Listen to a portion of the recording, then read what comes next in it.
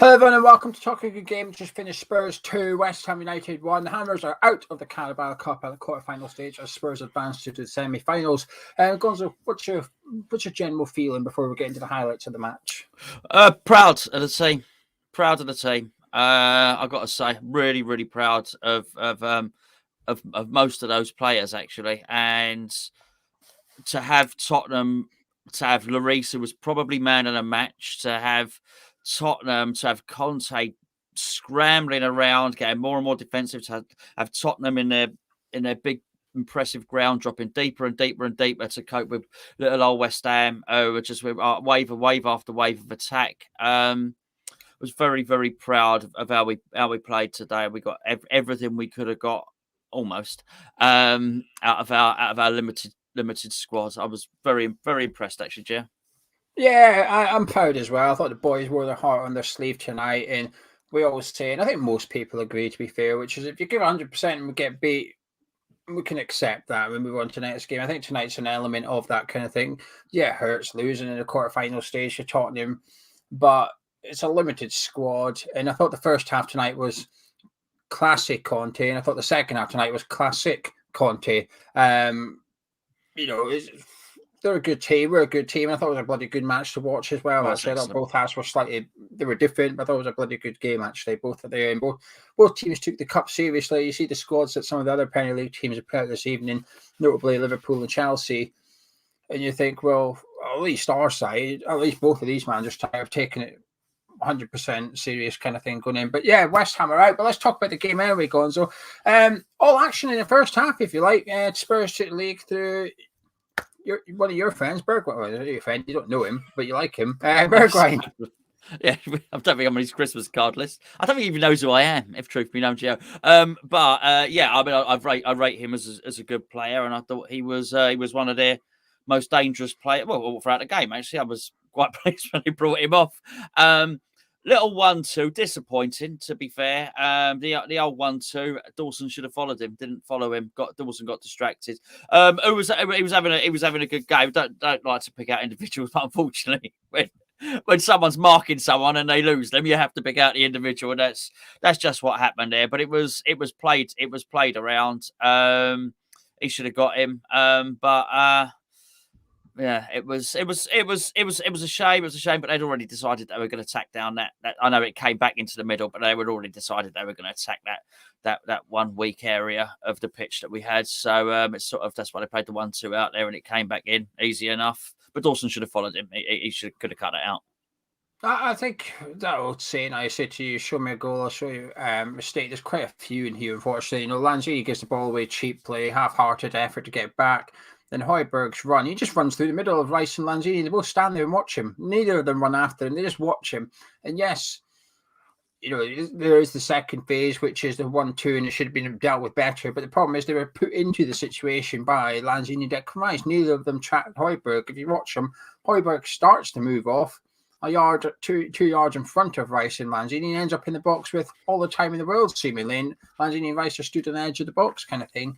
It was just poor defending, and I think all three goals in the first half has an element of poor defending about it. I guess that's what makes it a classic cup tie, I guess, when it's a little bit scrappy and end-to-end and stuff like that. And I felt I had that in the first half. I thought the game seemed very stretched, and both teams were enjoying a decent amount of possession, looked dangerous-ish without really creating a clear-cut chance. Bar Harry Kane's one, but that was all in the pass from Lucas, really. 1-0 up Tottenham, but it wasn't for long, Gonzo. Then it was 1-1. Mistakes down the other end. This time, Eric Dyer gives it away to poor shot from outside the box, but the touch, the turn, and the finish from Jared Bowen. Oh yeah, but before that, our goal was our mistake. We forced them into a mistake with our pressing. Oh, that whole sequence just before that forced the ball back and forced Lloris to kick like that was because of our press. We forced that to happen, and then yes, it then came back. Fair play. Vlasic had a shot on target, but ultimately deflected, blocked, whatever. Ricocheted through. Really nice piece of skill. Little, well, not really a Cruyff term, but some sort of twist on a Cruyff turn, some other version of it. A really good feat, great footwork, and finished really well with his right foot. It was, yeah, I mean, straight back in the game, Gio, but what was so impressive was the response. It wasn't just we went straight for it as soon as we conceded. We thought we're having none of this, and we just went for it. You know, Souček's having loads of headers. We were having a right old pop at them, mate. Yeah, I think it was a poor shot from Vlasic. You say deflection. I don't think there is one. I thought Vlasic just hit it. It was going well wide, and Bowen stopped it. It was Jared Bowen that read it and thought, I'm having this. But the turn was just fantastic from Jared Bowen. It sort of puts Dyer half a yard to one side, creates his own space, and finishes really well with his right foot too.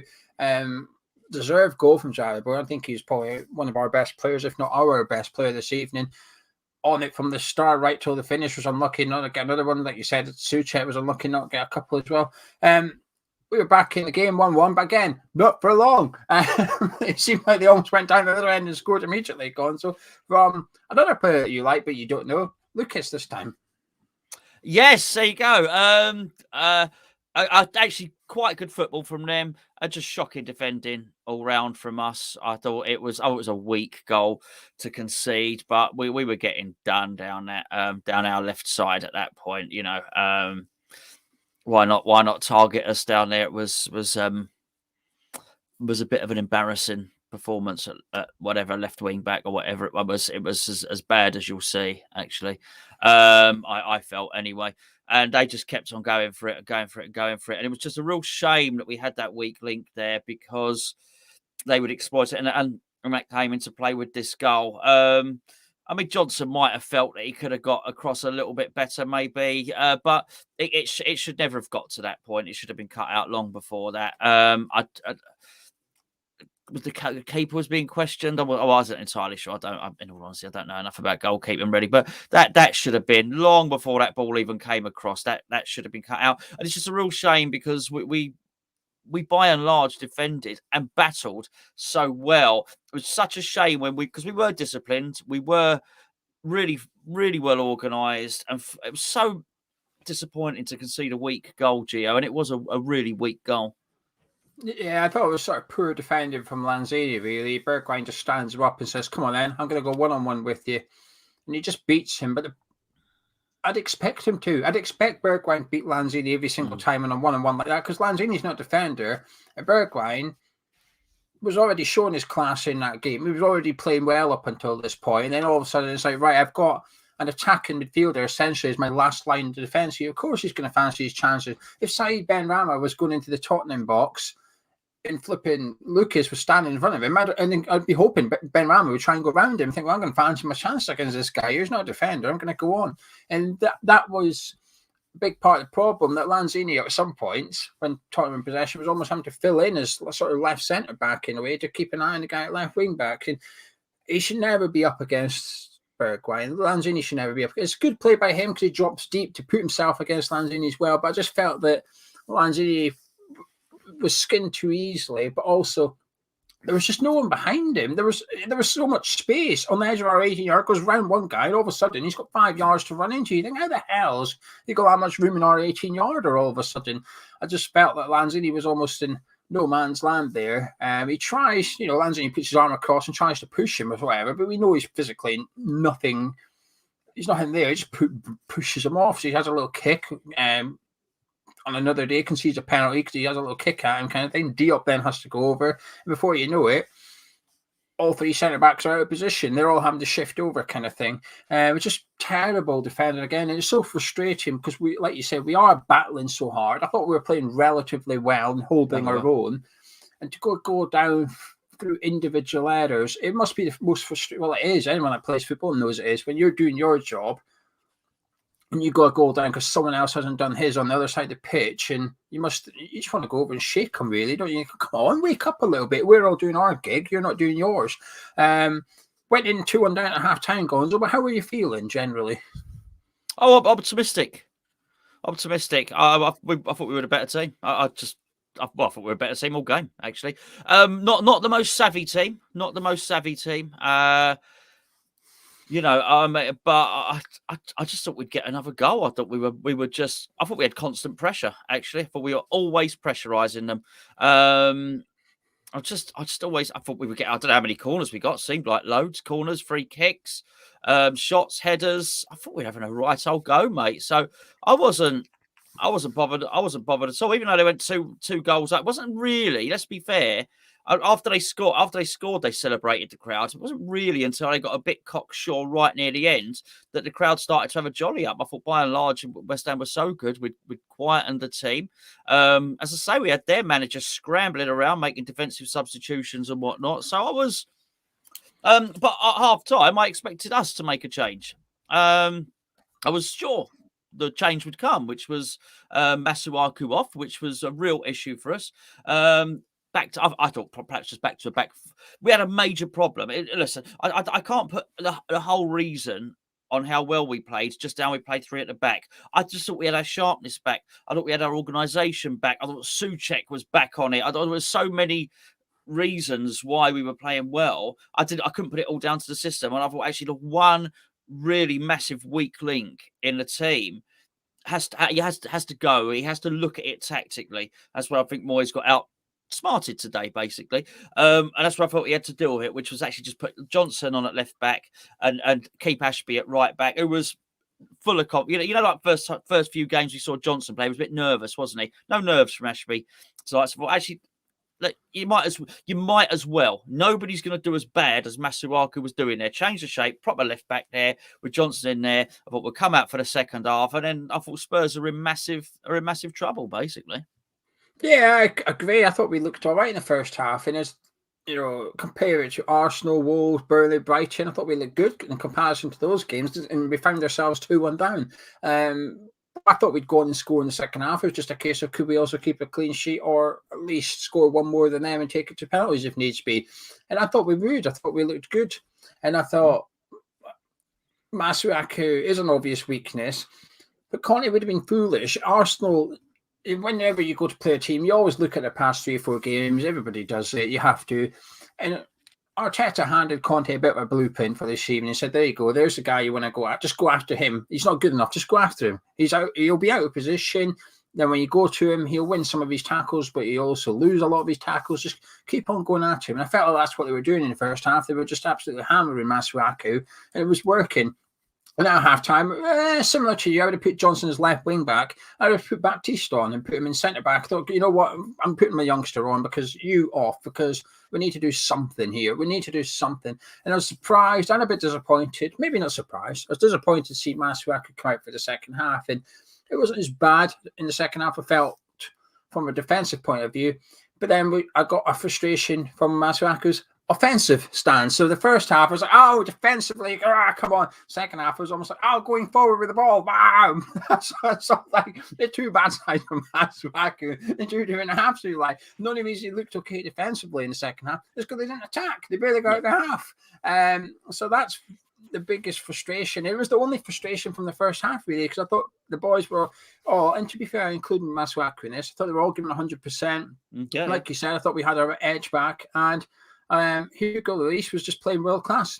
Not just his 2 saves from Souček's header, but defending set pieces. I was disappointed. That was my biggest disappointment from our set play, to be honest with you. Usually Antonio stands in the way of the goalkeeper, and Jared Bowen went there, but he's just not big enough. He didn't really do much. Saw the replays. Bowen sort of puts half a hand out, and Lloris is just going past him. Yeah. And he kept punching them, and I just thought there was someone there just to annoy the keeper. We might have half a chance here. And then the last one, Rice goes and stands in the way of Lloris, says, no, you're not getting this. Dawson has a free header, which he should be doing better with. He should be scoring those. Someone is good in the air is Craig Dawson. But that was my biggest frustration. But 2-1 down, I was quite hopeful. Now, I'm not going to click on something before I do, turn your volume down, because this is quite loud. So if you're watching at home, just crank the volume down a couple of notches, just for 10 seconds.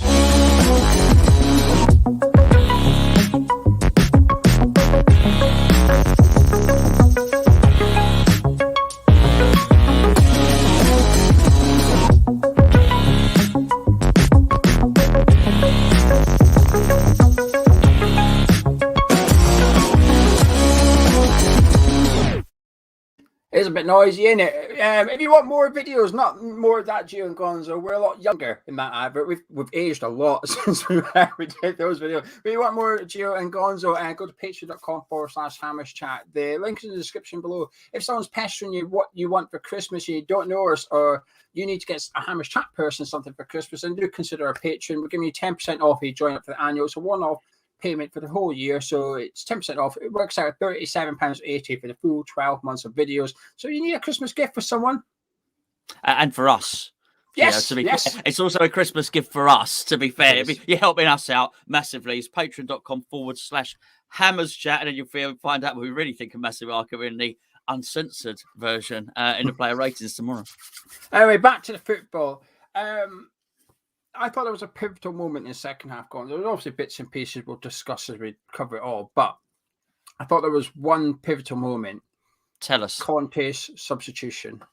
Yeah. That sub, when he took off his two best players, he took off his two best outfielders in Lucas and Bergwijn, took them off, and he put on Winks and Son. I just thought he killed the game. I thought that was a sub. Yeah, I saw right. Conte's changes worked really well and shut the game down. I thought until that point, I thought Rice and Souček were probably better than their two. I thought they were probably better than Skip and Højbjerg. It was certainly at worst for West Ham. It was an even battle at worst in that midfield. Soon as Winks come on, I thought, here it goes. They're now outnumbering us in the centre of the park. Son's gone up front. They're set up for counter-attacking football. Because until then, we had all the possession. We were battering them in the second half for possession.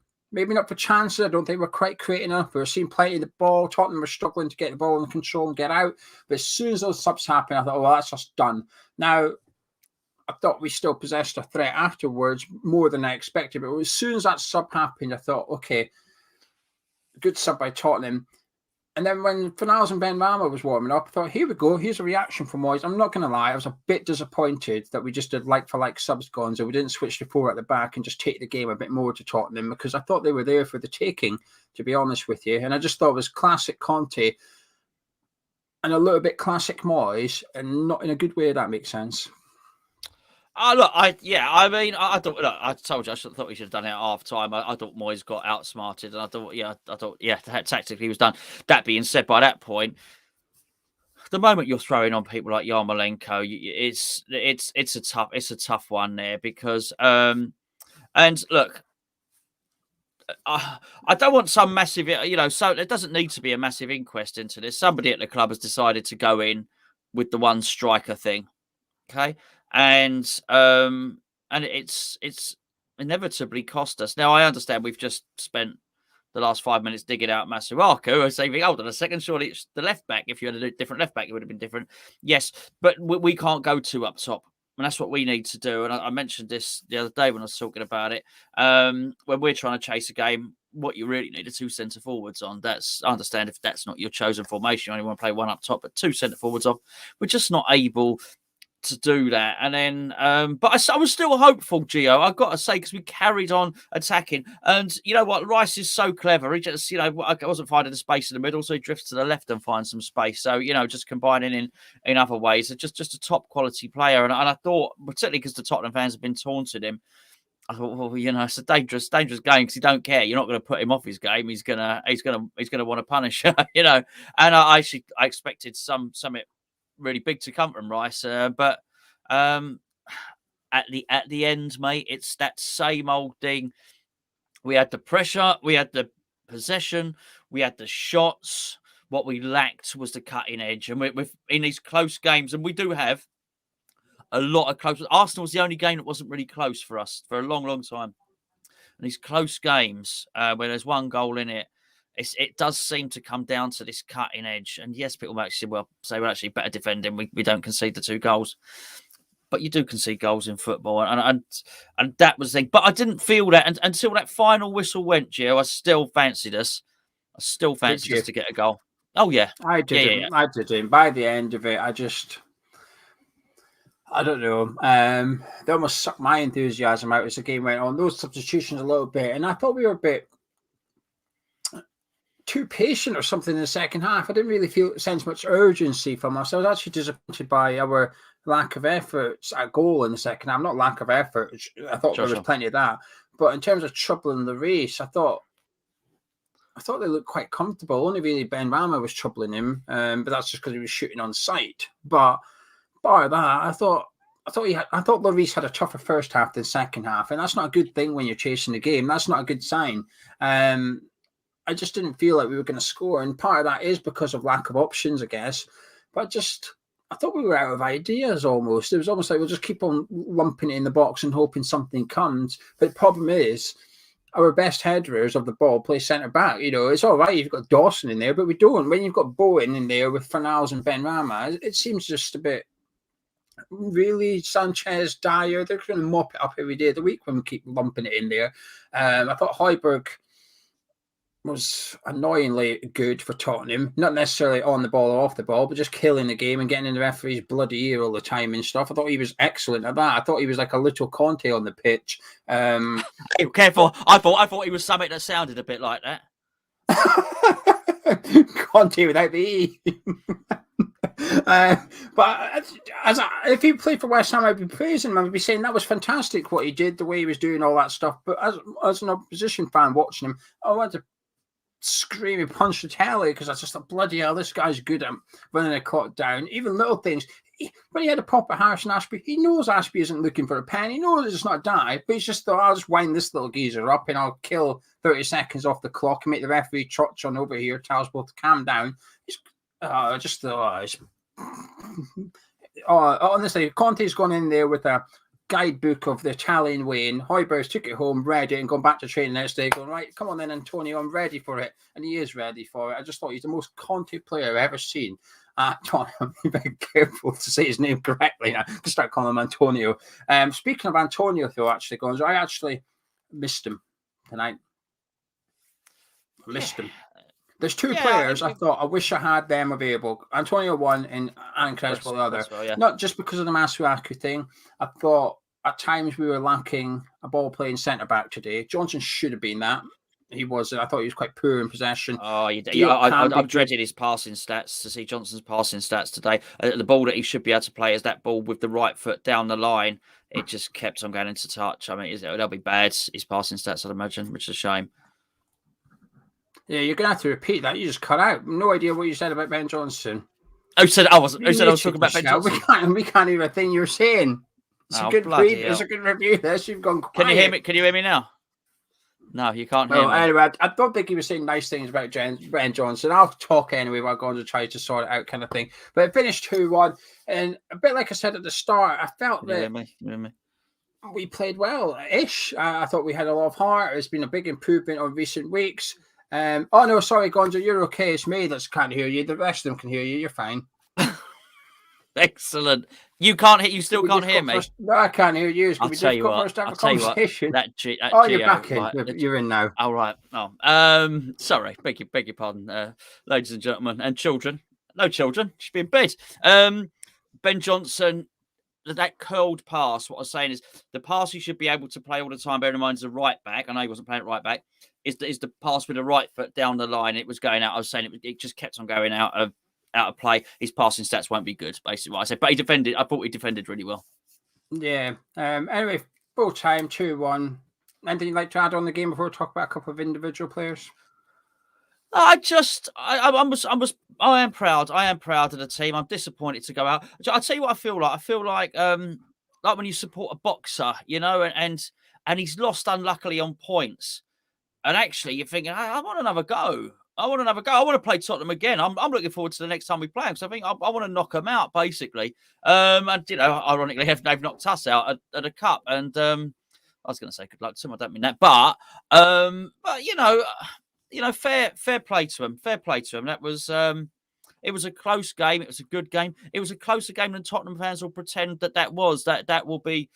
That'll be wrapped up and the narrative fed back to us as a narrative as an easy win against a team they don't particularly care about playing. But make no mistake about it, they were in a game today. Conte was in a game.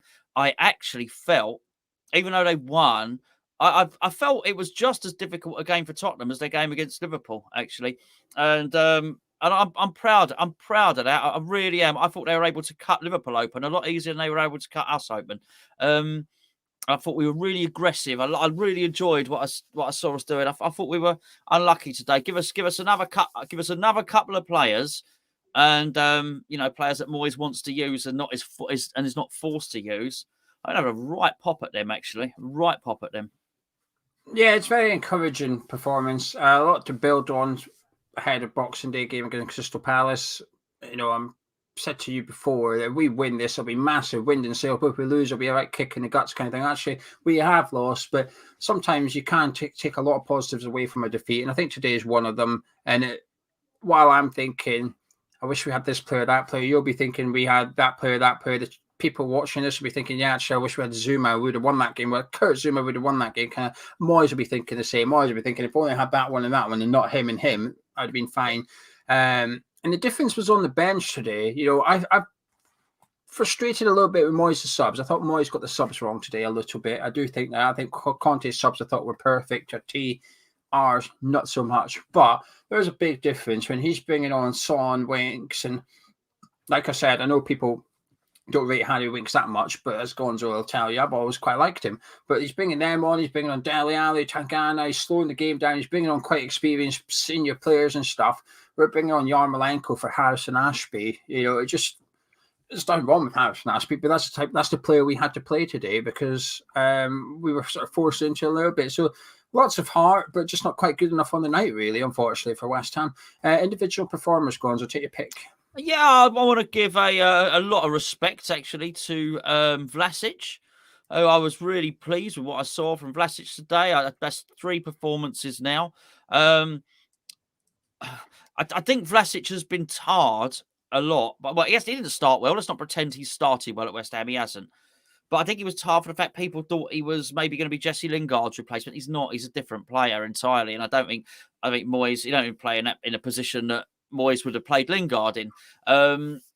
But I felt that's his 3rd decent game in a row. Real endeavour. He had a real go. I thought he carried the ball better with better effect. And I just thought he was a massive part of that effort, that big effort that we had in terms of being aggressive and at work rate. And it actually put Tottenham on the back foot and ultimately, in the end, forced, I know Moyes made the subs, but ultimately forced Conte to change his tactics because I think Conte probably went in there thinking we're not playing Liverpool, we're playing West Ham here.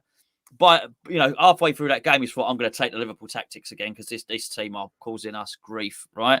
And I thought he was a big part of that, Vlasic. I thought Souček was wonderful, actually. I loved his performance today. I thought his tackling was off the chart. I thought he was absolutely brilliant as well. And I felt it was the old Souček as well because we didn't have Antonio in there. We were trying to kill time to get it wide and allow Souček to get in the box. And I thought it was working. I thought it was really unnerving. Their defenders, it was really, really good. Really, really good to see. I was buoyed by Ashby's confidence. Thought that was really good. Dawson, whilst I think his marking should have been tighter for the first goal.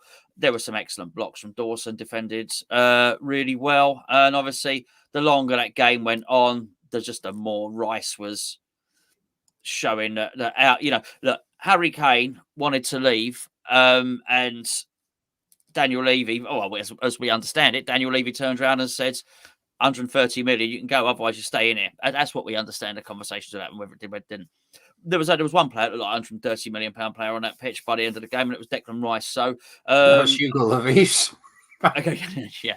Fair point. Yeah, but great point. Great point, Geo. I thought their goalkeeper was man of the match there. So that says everything. Disappointed to go out of the cup. Really, really disappointed. But I was as worried about our form dipping for over a long period as much as anything. That's alleviated that. I'm now more confident that actually we've had a little rest. Couple of players in. I'm ready to go again. Have another crack. I'm not dismayed or despondent. Put it that way. I thought Souček was average. I didn't think he was that good. Yeah, I thought his headers were good. The second one, I still think Lloris makes it harder than it needs to be. I think Lloris's position is poor because it's pretty much straight down the middle of the goal, his second header. And the reason it's a good save is because Lloris has got a back pedal and dive backwards. That's why it's a good save. But the first one was world class. There's no doubt about that. That first save he made from Souček's head was world class. I thought Souček was lucky not to get booked early on in that game. But when you're playing someone like Tottenham, I want to see crunchy tackles. Rice did one, bang, in on skip. Should have been a booking, but he got away with it. He managed to convince the referee he got some of the ball. Souček did it a couple of times as well. And I want to see that bite that some of those players have got. And you need to see it. The last thing you want to see is when you come off the pitch, you've got beaten, you don't feel like the players are giving their all. And I thought Souček was up for it. I thought he was battling around. But I thought, generally, he was pretty poor in possession, to be honest with you, again. And when you are lacking cutting edge, which I agree with, sometimes you've got to look at the centre midfield and say, well, you need to be helping out a little bit more. Rice does it. Rice tries to make something happen by running into the box and stuff like that. And he's got that Aaron Ramsdale thing, Declan. I saw a clip with Aaron Ramsdale the other day. Don't know what it was on. He was playing golf, chatting to an interviewer. Don't know what it was, but I only saw a clip of it. And he basically got said, when fans are taunting you, you join in. And Ramsdale said, yeah, they'll be telling me I'm a crap Jordan Pickford. He says, I'll turn around and start joining in with them. He said, I'll put my hands behind my back and start clapping along with them as well when they're chanting. He says, you've got to have a bit of banter. You've got to take it. Declan Rice is like that. You could see them all saying something. Rice was just walking off smiling. As I say, I've got you. I'm in your head. You lot in the stand there are thinking about me. Don't even play for you. I love that about Declan. But Souček needs to do a little bit more. And this is one of the subs I was disappointed in Moyes. If you're to some extent, in games like this, the best way to justify Souček being in this team is getting him in the box for the headers like we saw in the first half. In the second half, I don't feel we got him in the box enough. So if he's struggling to get those runs in there, like you said, we're delaying the ball so he can get in. We shouldn't be delaying anything. It's too slow. It's too pedestrian. It allows Tottenham to get back and organise. It allows Eric Dyer to say, right, everyone out of the way. There's Souček. I'll get him. You watch Jared Bowen. I'll get him. Change it. Put Lanzini in beside Declan Rice or something and put Souček up there so actually we don't have to pass it. We can just knock it first time. Go be a bit quicker, speed up. Because I thought we were a bit slow today and I think that helped Tottenham a little bit. We were tough to break down and when the commentators are saying, no, it's classic Conte, organised, tough to be. Yes, they are, but it was almost a little bit like we were playing into their hands. It only works if the opposition allows it to work as well. Lanzini was at fault for both goals, no doubt about it. Best pass of the game was Lanzini. That one over the top for Jared Bowen. Yeah. Another day, Bowen takes that around the keeper, plays over the top, keeper ends up in the back of the net with maybe a better striker. Harry Kane might have scored that one. Bowen took an extra touch or whatever. Saying that, I thought Jared Bowen had a really good game up front as well. Actually, I thought his positioning was good. His goal was absolutely fantastic. Such an honest player, so honest. He kicked Lloris in the head, ran after the ball, and turned around and made sure Lloris was all right, despite the fact he's running after the ball, kind of thing. But yeah, I thought the boys did well. I don't want to talk about Masuaku or the centre backs. I thought the centre backs were a bit sloppy today, but I feel, even though we got beat, I feel quite positive, and I just want to keep it positive. Any final words, Gonzo, on your hammer of the match, please? Oh, hammer of the match. I'll give it to Declan. I thought he did the drive to just try and drive the team forward at the end. Well, not just the ends, the whole second. As the second half went on, I just thought he was the best player on the pitch come the end of the game. As you say, look, Lloris. But I proud of him. Well, proud of everyone. Honestly, proud of everyone today because we went for it. But yeah, Declan Rice, I thought was our best player. Yeah, it's process of elimination, really, when you do it for today, because that many players made an error. That was quite costly to some extent. You almost rule them out a little bit. Well, it can't be Lanzini, it can't be Masuaku. You're not left with many. And that Declan Rice at the top of that. I agree with your plaudits for Vlasic, so I was very impressed by him, but a bit disappointed that he got taken off. I thought he coped very well physically, actually. There was a few 50-50s, or I thought he lost the ball, but actually he retained it, or he did lose it. He'd go win it back immediately. It was like the same tackle. He'd go back in for a second goal, and when the ball, it was his cross for Souček's header and stuff. I thought he looked quite good. It was a promising performance from Vlasic and stuff. But I agree with Rice. I just don't want to copy and paste what you said about him. Anyway, myself and Gonzo can disappear. If you enjoyed this review, drop a like, comment, subscribe to the channel. Like I said, if you need a Christmas gift or someone needs to get you a Christmas gift, please consider our Patreon. It helps us out massively. We're not going to lie about it. It helps us loads if one person joins up. Patreon.com/HammersChat. Link is in the description below. Myself and Gonzo, we'll catch you in a bit.